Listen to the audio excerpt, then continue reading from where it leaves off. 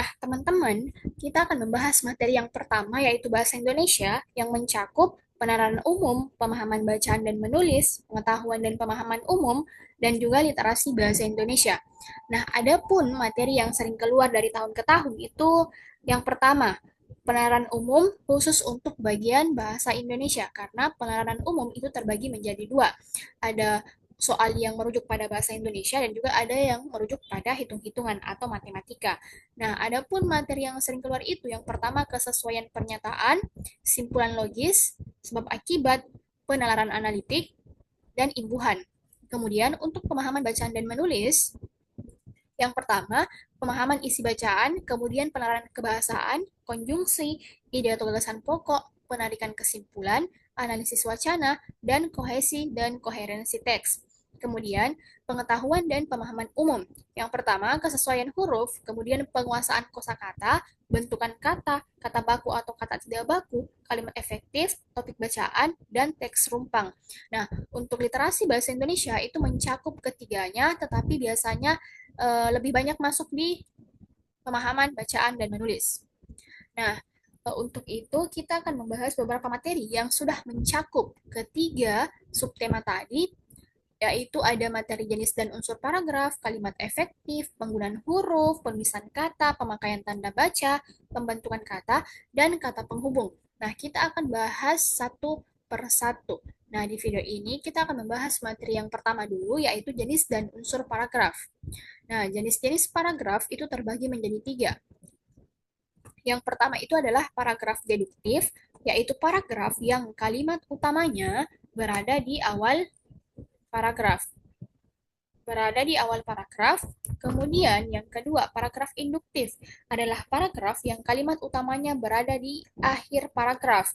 Nah, yang ketiga adalah paragraf campuran atau gabungan dari paragraf deduktif dan induktif, di mana paragraf campuran adalah paragraf yang kalimat utamanya berada di awal dan di akhir paragraf. Tapi biasanya paragraf campuran ini jarang dipakai dan di soal-soal pun paragraf campuran jarang muncul. Yang sering muncul itu hanyalah paragraf deduktif dan paragraf induktif. Nah, selanjutnya kita ke unsur-unsur paragraf. Nah, unsur-unsur paragraf itu terbagi menjadi 5. Yang pertama, ide pokok atau gagasan utama, merupakan pernyataan yang menjadi inti pembahasan sebuah paragraf. Jadi, ide pokok atau gagasan utama itu adalah inti pembahasan.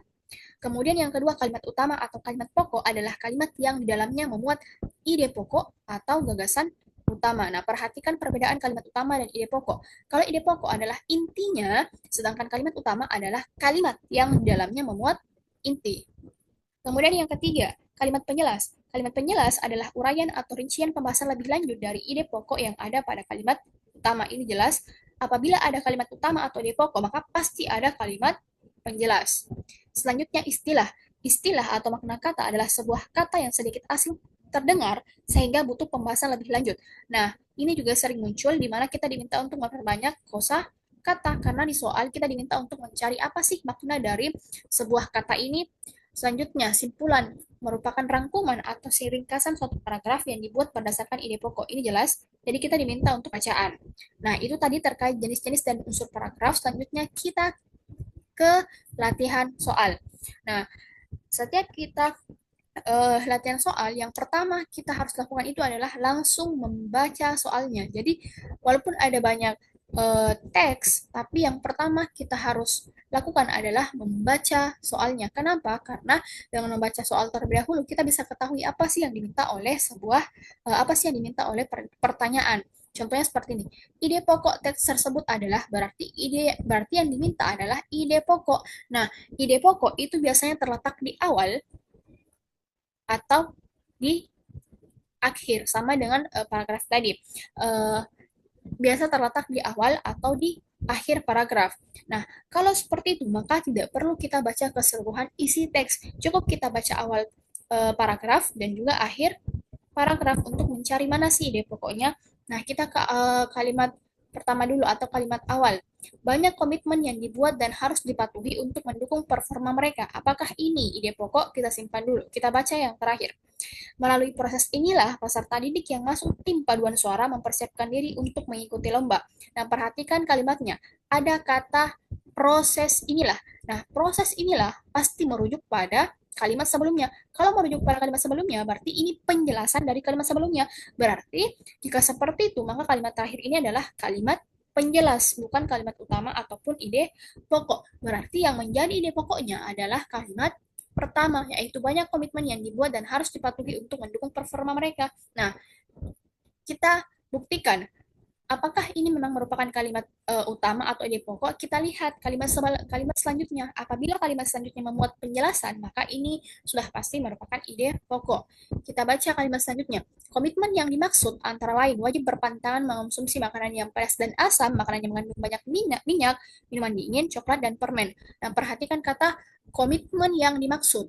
Komitmen yang dimaksud ini pasti merujuk pada kalimat sebelumnya, yaitu kalimat utamanya. Berarti kalau seperti itu, kalimat ini merupakan kalimat penjelas. Berarti di kalimat sebelumnya pasti merupakan kalimat utama atau ide pokok.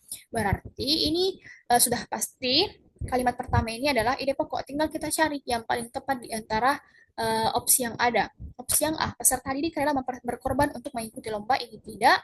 Opsi yang B, peserta didik mempersiapkan diri untuk mengikuti lomba, ini juga tidak. Yang C, komitmen peserta didik dalam mempersiapkan diri. Nah, ini nih yang paling tepat. Komitmen peserta didik dalam mempersiapkan diri. Sesuai dengan ide pokok yang kita dapatkan di kalimat awal. Berarti nomor 1 jawabannya adalah opsi yang C. Next, kita ke soal selanjutnya. Kalimat utama teks tersebut adalah kalimat utama. Nah, tadi itu ide pokok, sekarang kalimat utama. Nah, tadi jelas bahwa ide pokok itu adalah inti dari sebuah paragraf. Kalau kalimat utama adalah kalimat yang memuat ide pokok. Nah, di soal sebelumnya kita sudah ketahui bahwa ide pokoknya itu berada di awal kalimat, berarti kalimat utamanya juga sudah pasti berada di awal.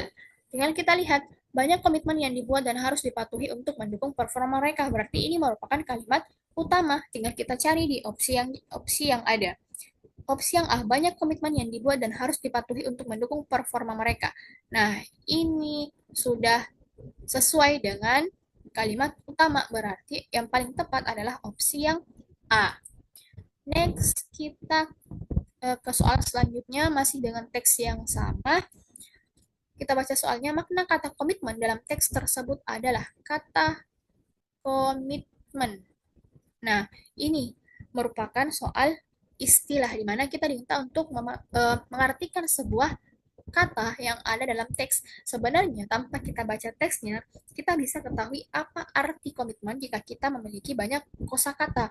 Nah, dalam KBBI komitmen itu artinya perjanjian.